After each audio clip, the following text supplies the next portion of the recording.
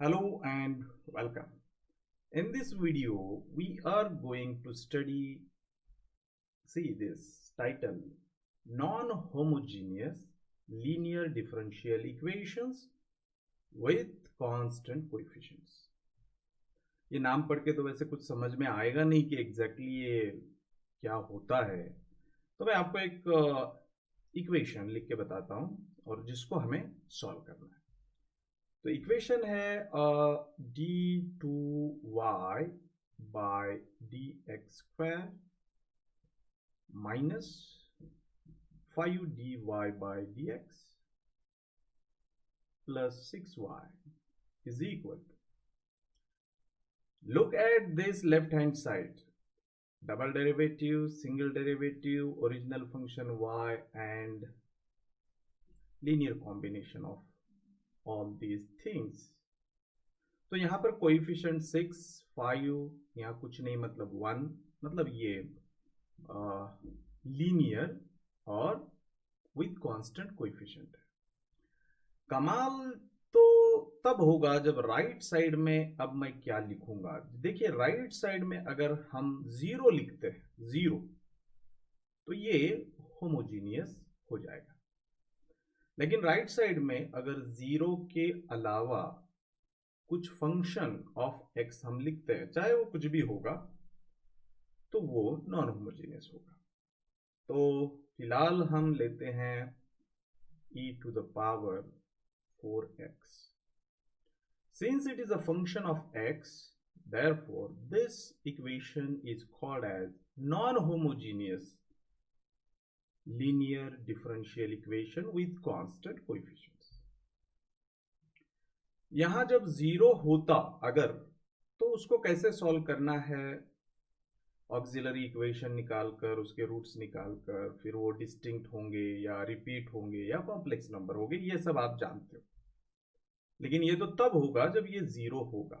लेकिन आज के इस एग्जाम्पल में राइट साइड में 0 नहीं है, मतलब वो लीनियर तो है बट होमोजीनियस नहीं है। Now we want to solve this example. कैसे करेंगे, सोचना पड़ेगा। वैसे मुझे कभी कभी ऐसा लगता है कि to solve the differential equation means exactly हम क्या करते रहते हैं, हम ये करते हैं कि उस डिफरेंशियल इक्वेशन में जिस वेरिएबल का डेरिवेटिव लिया गया है, अब यहां देखिए आप किसका डेरिवेटिव है, y का। जरूरी नहीं कि आपके हर एग्जाम्पल में y का ही डेरिवेटिव लिया जाए, p का भी लिया जा सकता है, u का लिया जा सकता है, x का लिया जा सकता है, w का लिया जा सकता है। तो नाम क्या है वेरिएबल का, दैट डजंट मैटर। मैटर क्या करता है कि उस वेरिएबल का डेरिवेटिव लिया गया है या नहीं। तो यहां पर डेरिवेटिव y का लिया है, ठीक है, y का derivative with respect to x लिया गया है, मतलब इसको सॉल्व करना means we have to find a function whose name is y in terms of x which will satisfy this equation। मतलब ऐसे फंक्शन को ढूंढ के निकालना है y की वैल्यू को, जो y की वैल्यू हम यहां रखेंगे, फिर उसका 2 बार डेरिवेटिव निकलेगा, उस y की वैल्यू को हम यहां रखेंगे, उसका एक डेरिवेटिव निकलेगा, उस y के वैल्यू को हम यहां रखेंगे, और उसका जो भी टर्म्स का आंसर आएगा उन सबको हम एडिशन सब्सट्रैक्शन जो भी करने बोला है वो करेंगे, तो ये आंसर मुझे मिलना चाहिए। ऐसे फंक्शन की, ऐसे y के वैल्यू की हमें तलाश है। उसी का मतलब होता है, उस तलाश को जब आप पूरा करोगे तो इसका मतलब आपने इस एग्जाम्पल को सॉल्व कर दिया। तो क्या लगता है आपको कि राइट साइड में एक्सपोनेंशियल फंक्शन है, तो y दिखने में कैसा होना चाहिए ताकि इन तीनों का एडिशन उस y को रखने के बाद एक्सपोनेंशियल फंक्शन आ जाए? क्या सोचते हो? लॉजिकली सोचना पड़ेगा हमें पहले। तो देखिए, एक्सपोनेंशियल फंक्शन एक ऐसा फंक्शन है जिसका डेरिवेटिव अगेन एक्सपोनेंशियल फंक्शन आता है। इसलिए अगर मुझे final answer left hand side का अगर मुझे एक्सपोनेंशियल फंक्शन चाहिए तो ऑब्वियसली मुझे लॉजिकल सेंस मेरा ये बोल रहा है कि y जो यहां पर होगा वो खुद भी एक्सपोनेंशियल फंक्शन ही होना चाहिए, तभी तो आंसर एक्सपोनेंशियल फंक्शन आएगा। That's my logical thinking. तो इसका मतलब ये हो जाता है कि y is equal to exponential function, वो भी सेम पावर के साथ होना चाहिए। तो यही फंक्शन आपके लेफ्ट साइड में रखने के बाद ये आंसर देगा। लेकिन क्या होता है जब हम डेरिवेटिव लेते हैं तो एक्सपोनेंशियल का डेरिवेटिव तो एक्सपोनेंशियल फंक्शन आता है, फिर चेन रूल के हिसाब से ये जो सर पे है उसका डेरिवेटिव भी मल्टीप्लाई करना होता है। तो दो बार अब डेरिवेटिव लेंगे तो 4 दो बार मल्टीप्लाई होगा, एक बार डेरिवेटिव लेंगे तो एक बार होगा, इसलिए इसके आगे नंबर आना शुरू हो जाएंगे और वो नंबर आपको यहां पर प्रॉब्लम क्रिएट करेंगे। नो डाउट एक्सपोनेंशियल फंक्शन तो आएगा लेकिन उसके साथ एक मल्टीप्लायर आएगा और मुझे सिर्फ 1 चाहिए यहां पर। तो वो मल्टीप्लायर क्या होगा मुझे पता नहीं है, मैं कैसे मैनेज करूंगा, इसलिए यहां इसको किसी नंबर से मुझे मल्टीप्लाई करना होगा जो मैनेज करेगा डेरिवेटिव वगैरह लेने के बाद सेम आंसर ये ऐसा देने की कोशिश करेगा। But I don't know कि which constant I should take here, which is a multiplier to e to the power 4x. तो अगर मुझे पता नहीं है तो मैं एक एक वेरिएबल मान लेता हूं, तो capital A is the variable for that constant which will manage all the coefficients. तो मुझे ऐसा लॉजिकल अंदाजा ये है कि ये फंक्शन जो है वही मेरा काम करेगा, बस a की वैल्यू मुझे तय करनी है, वो तो मैं कर लूं। अब इस y को हम यहां इस इक्वेशन में रख देते हैं। तो आपके इक्वेशन की जो फर्स्ट टर्म है वो है double derivative, that is d2 by dx square, और y के जगह आपने रखना है a into e to the power 4x minus 5 into d by dx of again y, that y is a into e to the power 4x plus 6 and y की value होगी, what is that, a into e to the power 4x। ये है आपका LHS। अब हम इसको solve करते हैं। ए तो प्रो न्यूमेरिकल वैल्यू है, मतलब वो पता है मुझे कि वो कुछ नंबर आएगा, तो that's why we can treat as a constant. तो कांस्टेंट डेरिवेटिव के बाहर आएगा और अब आपको e to the power 4x के दो डेरिवेटिव लेने हैं सक्सेसिवली, मतलब पहले एक डेरिवेटिव लेना है उसके बाद और एक बार डेरिवेटिव लेना है। जब आप फर्स्ट डेरिवेटिव लेंगे इसका तो उसका आंसर आएगा e to the power 4x into again derivative of 4x that is 4। तो first derivative of e to the power 4x आएगा 4 into e to the power 4x, उसका और एक बार डेरिवेटिव लेंगे तो और एक 4 आएगा, तो 4 4 हो जाएगा 16, यहां बनेगा 16 e to the power 4x, ये -5 keeping as it is, a as it is, और इसका आंसर आएगा 4 इंटू, ये फर्स्ट डेरिवेटिव है तो 4 into e to the power 4x, और यहां पर ये प्लस 6a और e to the power 4x। This is your LHS। LHS में हमने जस्ट ये y की वैल्यू पुटअप कर दी। Now it can be return as 16a into e to the power 4x minus 20a, 5 4 is 20 और a का a e to the power 4x plus 6a e to the power 4x। this is your LHS। अब यहां से I think ये e to the power 4x, ये e to the power 4x, ये e to the power 4x common निकलेगा। तो common निकलने के बाद यहाँ 16a minus 20a plus 6a, और ये बन गया आपका e to the power 4x।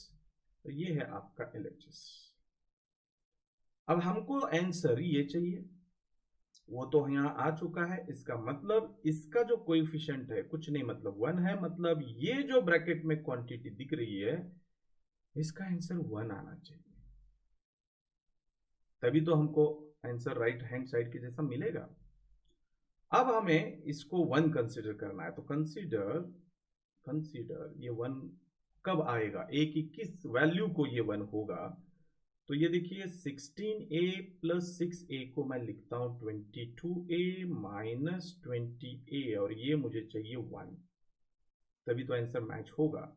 तो a के कौन सी वैल्यू लेंगे हम तो ये ब्रैकेट 1 बनेगा, दैट आई एम थिंकिंग।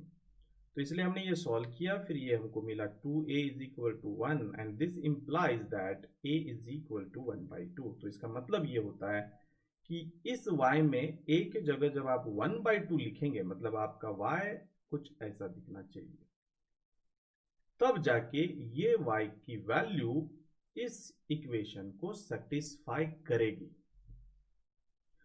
और जब कोई y की वैल्यू किसी डिफरेंशियल इक्वेशन को सेटिस्फाई करती है तो that value is called as a solution. तो ये इस डिफरेंशियल इक्वेशन का बन गया सॉल्यूशन।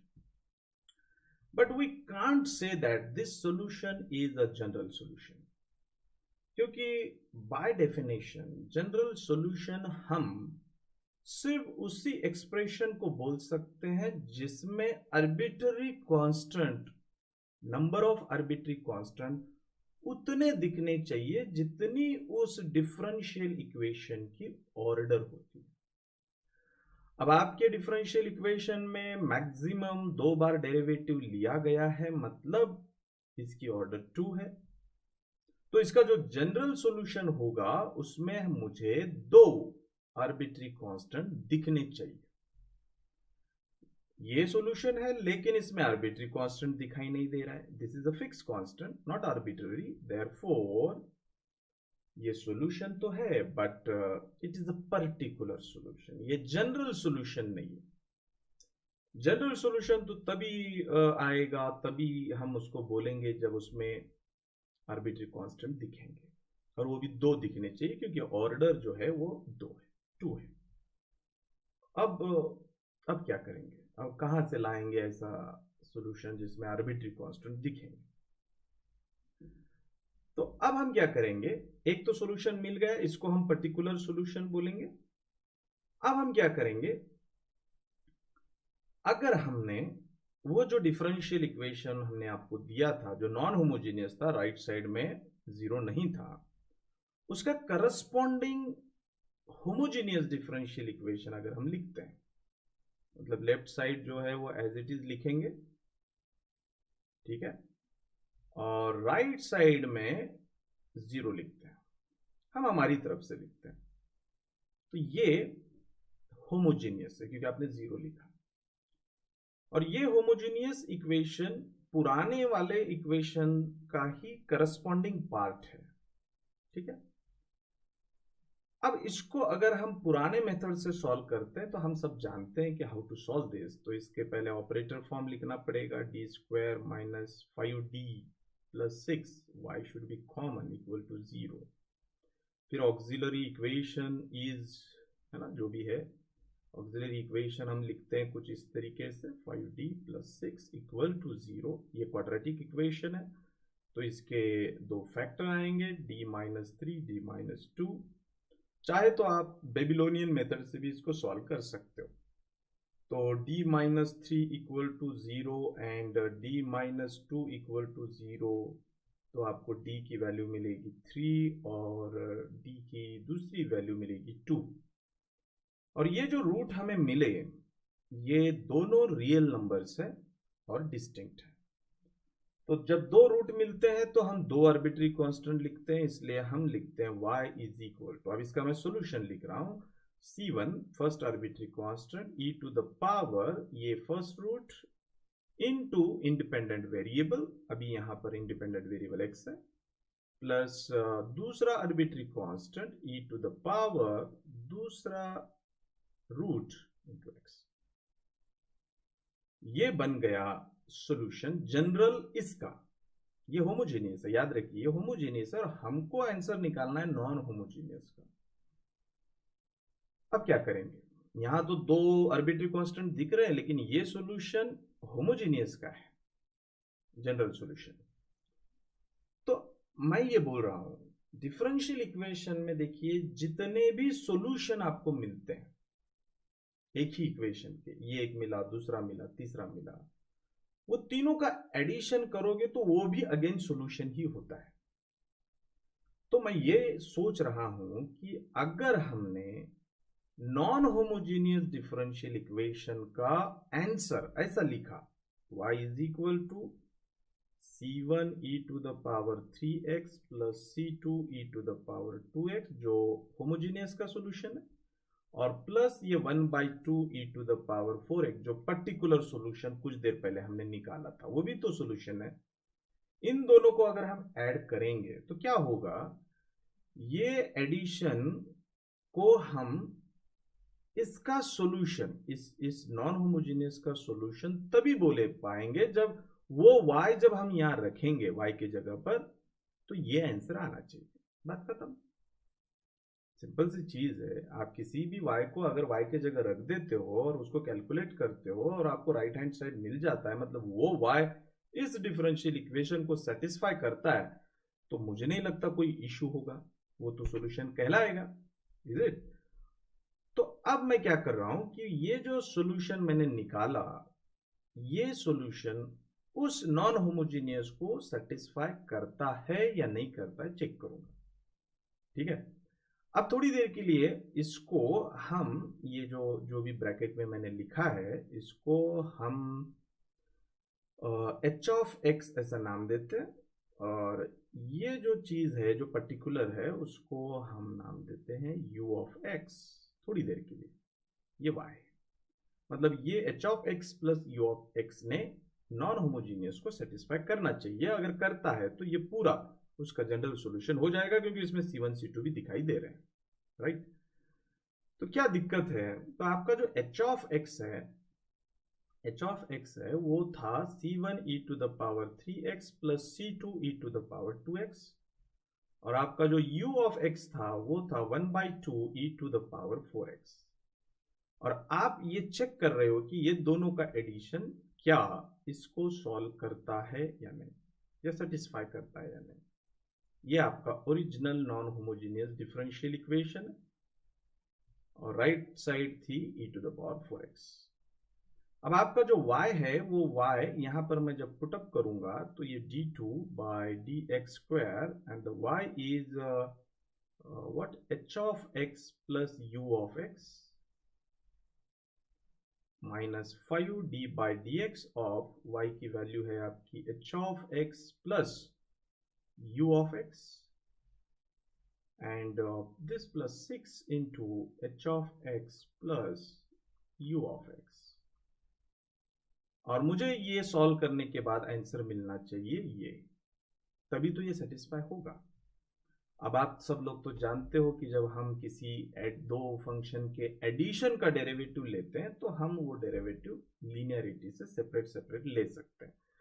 तो ये डबल डेरिवेटिव भी हम ले सकते हैं, जैसे कि d2 by d x square first term का सेपरेट लीजिए, plus double derivative second function का भी सेपरेट लीजिए, -5 फर्स्ट डेरिवेटिव फर्स्ट फंक्शन का सेपरेट, -5 ये -5 इसको भी मल्टीप्लाई होगा d by d x of second function u of x plus 6 into H of x plus 6 into you of x, ठीक है। नाउ ये टर्म और ये टर्म जिसमें एच ऑफ एक्स दिख रहा है, इनको अगर हम सेपरेटली कंबाइन करके लिखते हैं तो यहां हो जाएगा double derivative of H x -5 derivative of H x और ये हो जाएगा +6 इंटू एच एक्स। और बचे हुए टर्म्स को हम दूसरे इसमें लिख देते हैं। तो double derivative of you x minus 5 times derivative of you x plus 6 into you x, इसको सेपरेट कर देते हैं। Now you know that H of x is this one, और ये जो सॉल्यूशन मिला था ये होमोजेनियस का था, और होमोजेनियस में राइट साइड 0 होती है, मतलब इसका जो आंसर है ये 0 आएगा, प्लस का प्लस। और u ऑफ x जो है ये पर्टिकुलर सॉल्यूशन है, वो तो आपने चेक किया था, उसको जब आप सॉल्व करोगे तो वो e⁴x आएगा, और फिर फाइनली आपको इन दोनों का एडिशन जो चाहिए था वो मिलेगा, मतलब आपकी जो right hand side.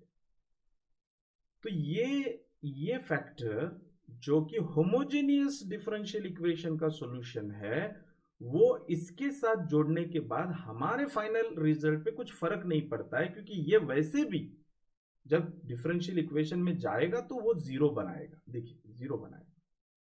So that's why the interesting thing is we can do this, हम ये कर सकते हैं।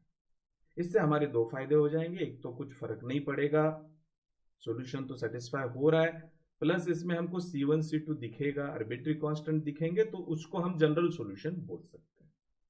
तो ये सारी थ्योरी मैंने जब आपको बताई, ये मैंने बस अंडरस्टैंडिंग होनी चाहिए कि why we are doing like this, इसके लिए। लेकिन अगर इस क्वेश्चन को समझने के बाद आप if you want to write in your examination, तो ये जो मैंने बोला ये सिर्फ अंडरस्टैंडिंग के लिए था। सॉल्यूशन राइटिंग का स्किल अलग होता है। अगर आप इस एग्जाम्पल को सॉल्व करना चाहते हो, जैसे कि एग्जाम में लिखना चाहते हो, तो अब ऐसा लिखना होगा जो अंडरस्टैंडिंग हमको हुई है। देखिए मैं क्वेश्चन फिर से लिखता हूं, solve d2y by d x square minus 5dy by d x plus 6y is equal to e⁴x। ये आपका नॉन होमोजीनियस है और इसका मुझे सॉल्यूशन लिखना है एग्जाम में। तो कैसे लिखोगे? तो सबसे पहले तो आप जो है ये नॉन होमोजीनियस का corresponding homogeneous differential equation consider करोगे। Consider left side as it is, उसमें कोई बदलाव नहीं होगा, minus 5dy by d x plus 6y, और राइट साइड में आप 0 लेंगे क्योंकि आप कंसिडर ही कर रहे हो होमोजीनियस, ठीक है, जनरल सॉल्यूशन के लिए। फिर इसको ऑपरेटर फॉर्म में लिखोगे तो ये D square minus 5d plus 6, ये common y equal to 0। Method तो आपको पता है, auxiliary equation is d square minus 5d plus 6 equal to 0। इसके फैक्टर्स आएंगे d minus 3, d minus 2 equal to 0, and therefore d की वैल्यू 3 भी आएगी और d की वैल्यू 2 भी आएगी। और अब आप इसका जनरल सॉल्यूशन लिखोगे, इसका मतलब होमोजीनियस का, जो ओरिजिनल है उसका नहीं, क्योंकि वो तो नॉन होमोजीनियस है। सो देयरफॉर उसमें कुछ फर्क आना चाहिए, इसलिए हम करस्पॉन्डिंग होमोजीनियस डिफरेंशियल इक्वेशन का जो सॉल्यूशन लिखते हैं उसको हम कॉम्प्लीमेंट्री फंक्शन बोलेंगे, क्योंकि वैसे भी वो जब राइट लेफ्ट साइड में जाएगा तो वैसे भी वो 0 देने वाला है। तो that's why it is just complementary function to get the general solution. तो देयरफॉर उसको हम बोलेंगे complementary function, that is called as the CF। वो होगा, दो रूट्स मिले हमें, डिस्टिंक्ट है, रियल है, तो C1 e⁴x plus C2 e⁴2x। Basically ये है तो सॉल्यूशन ही इसका होमोजीनियस का, लेकिन ये हमको जो चाहिए था, जिस इक्वेशन का सॉल्यूशन चाहिए था उसका ये नहीं है, ये उसके करस्पॉन्डिंग होमोजीनियस का है। That's why we are calling this as a complementary function, और इसको हम देंगे नंबर 1, ठीक है। अब हम निकालेंगे पर्टिकुलर इंटीग्रल, ठीक है, जो 1/2 e⁴x आया था उसको हम नाम देंगे पर्टिकुलर इंटीग्रल। अब पर्टिकुलर इंटीग्रल निकालने के 3 मेथड्स मैं आपके साथ डिस्कस करूंगा यहाँ पर, सिर्फ एक्सपोनेंशियल फंक्शन के, सिर्फ एक्सपोनेंशियल।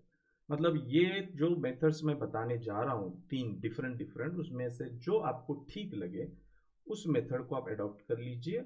लेकिन याद रखिए कि ये तीनों मेथड सिर्फ और सिर्फ राइट साइड में एक्सपोनेंशियल फंक्शन रहेगा तभी यूज होंगे।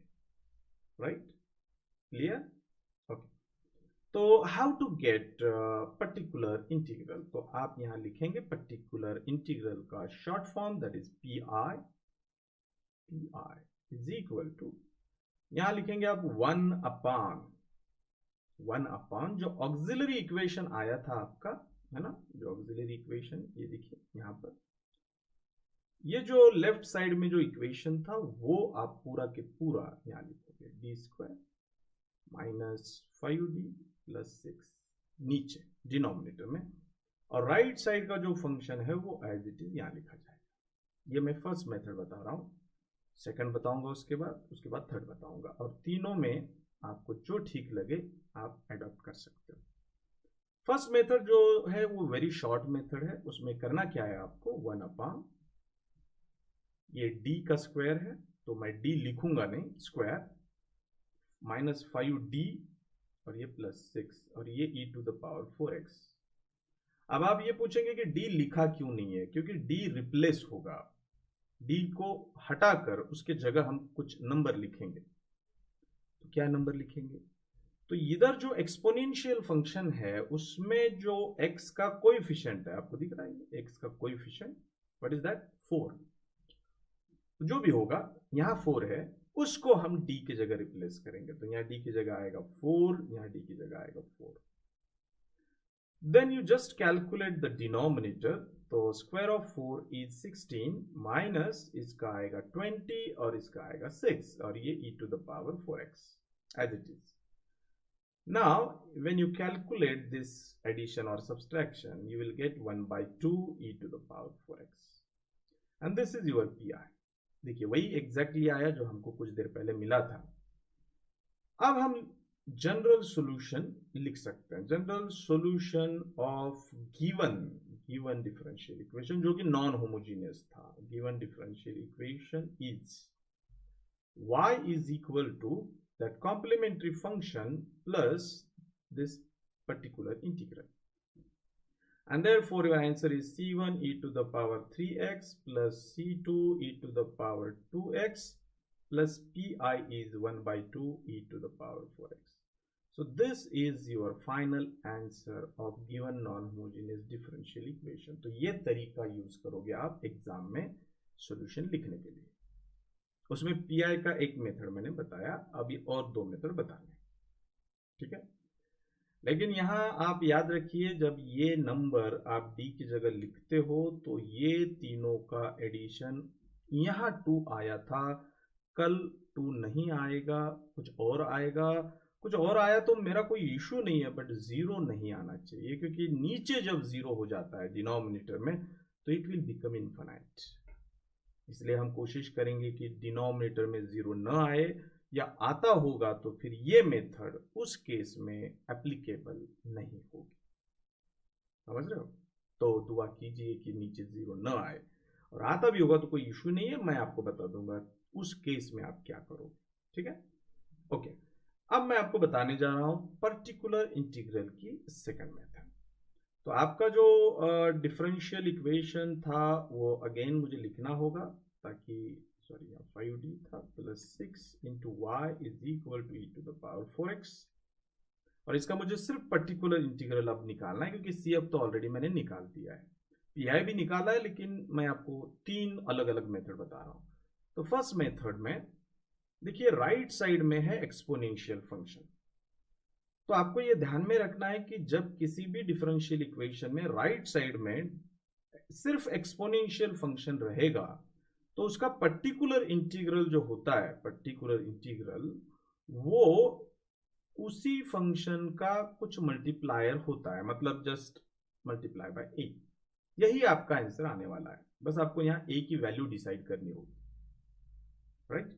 अब ए की वैल्यू डिसाइड करने के लिए ये जो y है, उसको हम एक नंबर देते हैं, ये y आपको इस डिफरेंशियल इक्वेशन में y की जगह पुट करना होगा। तो यहाँ d2y मतलब इसका आप डबल डेरिवेटिव लेंगे, है ना। डी स्क्वायर मतलब 2 बार डेरिवेटिव लेना है, a into e to the power 4x का, माइनस 5 d मतलब फर्स्ट डेरिवेटिव लेना है, a into e to the power 4x का, और प्लस 6y मतलब y के जगह हम ये लिखेंगे। ये सारी मेहनत जो हो रही है ये सिर्फ उस a की वैल्यू ढूंढने के लिए हो रही है, और ये राइट साइड का e to the power 4x। e to the power 4x का 2 बार डेरिवेटिव जब आप लेंगे तो ये 4 2 बार मल्टीप्लाई होगा, इसलिए आपको मिलेगा 16a into e to the power 4x। जब आप इसका फर्स्ट डेरिवेटिव लेंगे तो एक 4 मल्टीप्लाई होगा, वो 4 और ये 5 मिलकर बनेंगे 20a E to the power 4x, और यहां मिलेगा 6a e to the power 4x is equal to e to the power 4x। Now e to the power 4x को हम कॉमन लेते हैं तो 16a minus 20a plus 6a, और ये ई टू द पावर हमने 4x कॉमन लिया, equal to e to the power 4x। Exponential function never become zero, इसलिए इस क्वांटिटी जो भी होगी नॉन जीरो होगी, उसको हम डिवाइड करके कैंसिल कर सकते हैं। तो आपको मिलेगा 16a minus 20a plus 6a is equal to e to the power 4x divided by e to the power 4x, and that is equal to 1. अब इसको कैलकुलेट करेंगे तो आपको मिलेगा 2a is equal to 1, and therefore a is equal to how much? 1 by 2. Now you replace or back substitute the value of a here, and therefore your particular integral is, value of a is 1 by 2 e to the power 4x. तो ये एक तरीका है particular integral निकालने का। तो अभी कितने तरीके हो गए? 2। अभी तीसरा तरीका बाकी है। तीसरा तरीका भी सुन लीजिए आप। Third method to get the particular integral when the right hand side is e to the power 4x। तो pi is equal to 1 upon auxiliary equation का लेफ्ट हैंड साइड जो भी था उसको लिखिए, और राइट हैंड साइड जो भी था एक्सपोनेंट, ये तरीका सिर्फ एक्सपोनेंशियल के लिए ही है, ठीक है। एक्सपोनेंशियल के अलावा कोई दूसरा फंक्शन आता है तो उसका तरीका भी बदल जाएगा, वो मैं तब बता दूंगा जब वो आएगा। अभी फिलहाल एक्सपोनेंशियल फंक्शन के लिए तीसरी मेथड मैं आपको एक्सप्लेन कर रहा हूं। तो आप एक काम कीजिए, ये जो क्वाड्रेटिक इक्वेशन है इसके फैक्टर्स आपने ऑलरेडी ऑक्सिलरी इक्वेशन को सॉल्व करते वक्त निकाले थे, उनको लिखिए e to the power 4x, ठीक है। अब क्या होगा, ये 1 अपॉन डी माइनस 3 इसको सेपरेट लिखिए, और 1 अपॉन डी माइनस 2 ये e to the power 4x के साथ अटैच करके लिख दीजिए, ठीक है। अब ये ब्रैकेट को हम पहले सॉल्व करते हैं। तो ये 1 अपॉन डी माइनस 3 इसको थोड़ी देर के लिए बाहर रख दीजिए। इसको कैसे सॉल्व करेंगे आप? तो देखिए d जो होता है d का मतलब होता है d बाई डी एक्स, और d बाई डी एक्स का मतलब होता है डेरिवेटिव, डिफरेंशिएशन।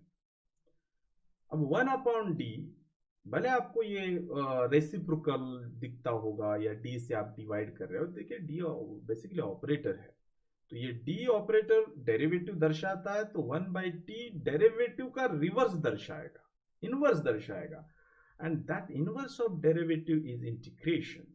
तो ये 1 बाई डी का मतलब होता है इंटीग्रेशन, d का मतलब डेरिवेटिव, तो 1 बाई डी का मतलब इंटीग्रेशन, याद रखिए। लेकिन यहां तो 1 बाई डी है नहीं, it is a d minus 2, तो इसको आपको d में अगर कन्वर्ट करना है तो आप क्या करोगे? It's very simple. आपको ये करना है कि ये जो d माइनस 2 है इसको आप थोड़ी देर के लिए मैदान में लीजिए और उसको 0 बोल दीजिए, और d की वैल्यू निकालिए, दैट इज व्हाट 2। तो ये 1 अपॉन डी बनाना है मुझे, 1 अपॉन डी, ताकि मैं उसका इंटीग्रेशन ले सकूं। तो मैं क्या करता हूं, ये यहां पर लिखूंगा e टू द पावर, ये जो d की वैल्यू आई वो 2x, 1 अपॉन यहां सिर्फ बचेगा d, क्योंकि ये -2 को मैनेज कर रहा हूं मैं इस तरीके से, और यहां आएगा आपका e to the power -2x, मतलब यहां जो लिखा है वही लिखना है, बस उसका पावर का साइन चेंज करना है, और e to the power 4x ऐसे लिखो। तो ये 1/d-3 keeping as it is, ये 1e⁻²x एज इट इज। अब 1/d आ गया, 1/d लाने के लिए ये किया गया है, याद रखिए 1/d का मतलब होता है इंटीग्रेशन, और इन दोनों का बेस सेम है तो इंडाइसेस का एडिशन होगा और इधर आएगा dx। ठीक है, अब इसको हम सॉल्व करते हैं तो ये अगेन बन जाएगा d-3 e⁻²x, और e⁻²x का इंटीग्रेशन आता है e⁻²x divided by derivative of 2x that is 2। ठीक है, अब ये e⁻²x टाइम्स e⁻²x, ये दोनों का मल्टीप्लीकेशन बनेगा e⁻4x, तो आपको कुछ मिलेगा 1/2 1/d-3, क्योंकि ये 2 कांस्टेंट है तो हमने बाहर लिया, e⁻4x। अगेन यहां दिक्कत आ गई कि ये d नहीं है, नीचे d-3 है, तो आप एक काम कीजिए 1/2 लिख दीजिए। आपको d चाहिए तो इसको आपको 0 बोलना होगा, तो d की वैल्यू 3 आएगी, तो आपको यहाँ e⁻3x लिखना होगा, यहाँ 1/d लिखेंगे आप, और यहाँ e⁻−3x। ठीक है, ये जो तीनों चीजें हैं ये सिर्फ इसके लिए की जाती है ताकि नीचे सिर्फ d दिखे। ओके, और ये आपका e⁻4x एज इट इज। अब ये आपका 1/2 e⁻3x, 1/d का मतलब होता है इंटीग्रेशन, और इन दोनों का मल्टीप्लीकेशन करेंगे तो पावर का एडिशन होगा, तो यहाँ x आएगा dx। We know that e⁻x का इंटीग्रेशन e⁻x ही आता है, तो ये आएगा 1/2 e⁻3x इंटू इंटीग्रेशन का answer e⁻x, and after the using the law of indices again इसका आंसर आएगा 1/2 e⁻3x plus x that is 4x, and see this is again the same answer. तो ये आपका पर्टिकुलर इंटीग्रल मिलेगा। ये method इसलिए explain करना मुझे ज़रूरी लगा क्योंकि इसके पहले के जो 2 मेथड्स है, जो शॉर्ट है, कंफर्टेबल है, इजी है, लेकिन उसमें एक कमी है, that both the methods are having drawback. What is that drawback?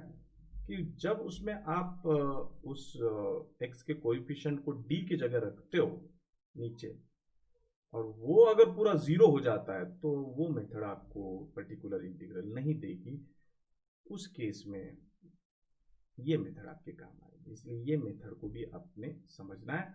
अब आपके पास 3 मेथड्स अवेलेबल है, तीनों को अच्छे से समझ लीजिए, सीख लीजिए, और तीनों में से जो आपको कंफर्टेबल लगती है मेथड, उस मेथड को आप सॉल्यूशन में इस्तेमाल कीजिए। लेकिन याद रखिए नॉन होमोजीनियस में प्रोसीजर कुछ इस तरीके से है कि एग्जाम्पल नॉन होमोजीनियस है, लेकिन आपको पहले होमोजीनियस कंसिडर करना है, उसका ऑक्सिलरी इक्वेशन लिखना है, उसका CF निकालना है, कॉम्प्लीमेंट्री फंक्शन है ना, जिसमें C1 C2 आर्बिट्री कांस्टेंट दिखेंगे, उसको एक नंबर देना है। फिर पर्टिकुलर इंटीग्रल निकालने के लिए आपके पास 3 मेथड है, उसमें से आप जो मर्जी चाहे वो मेथड यूज कीजिए और उससे आप पर्टिकुलर इंटीग्रल निकालिए, और फिर वो CF और ये पर्टिकुलर इंटीग्रल दोनों को फिर एडिशन लीजिए, then you will get general solution of non homogeneous differential equation. ठीक है, तो इस प्रकार से आप इसको सॉल्व कर सकते हो। आई होप कि आपको पूरा एनालिसिस इसका समझ में आ गया होगा। नेक्स्ट लेक्चर में हम दूसरे नॉन होमोजेनियस डिफरेंशियल इक्वेशन की बात करते हैं। तब तक के लिए गुड बाय।